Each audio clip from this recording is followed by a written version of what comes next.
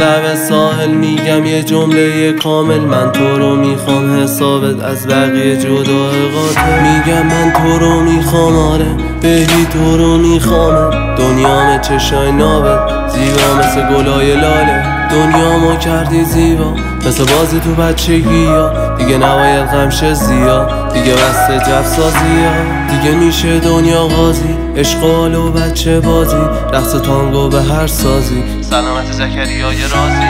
از لاله تا گلایون، از لاله تا گلایون، از لاله تا گلایون، از لاله تا گلایون، از لاله تا گلایون میسازیم یه دست گل. از لاله تا گلایون بی نیاز به اون همه گل. بی خیال مریم و روز، بی خیال گریه و بغض، نداریم تو تصمیم تردید سخته ولی از خدا کریم. از لاله تا گلایون میسازیم یه دست گل. از لاله تا گلایون بی نیاز به اون همه گل. بی خیال مریم و روز، بی خیال گریه و بغض، نداریم تو تصمیم تردید سخته ولی از خدا کریم.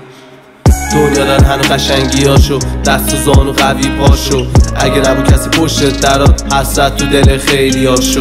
قدرت نیست به دل شکستن، قدرت یعنی در غم رو بستن. ضعف نیست که یه بی وقته، چاره حرفای بی وقته.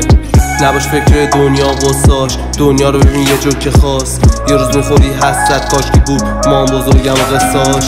دنیا رو نگی سخت بزا بره، رویام زیبا مثل به تو بنه.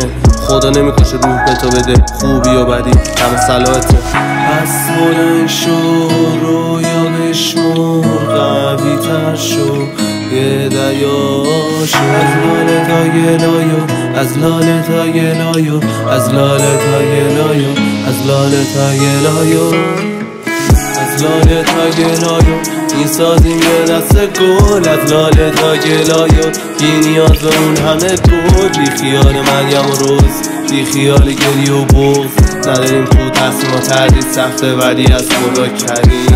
از لاله تا گلایون میسازیم یه دست گل. از لاله تا گلایون بی نیاز به اون همه گل. بی خیال مریم و روز، بی خیال گریه و بغض، نداریم تو تصمیم تردید سخته ولی از خدا کریم.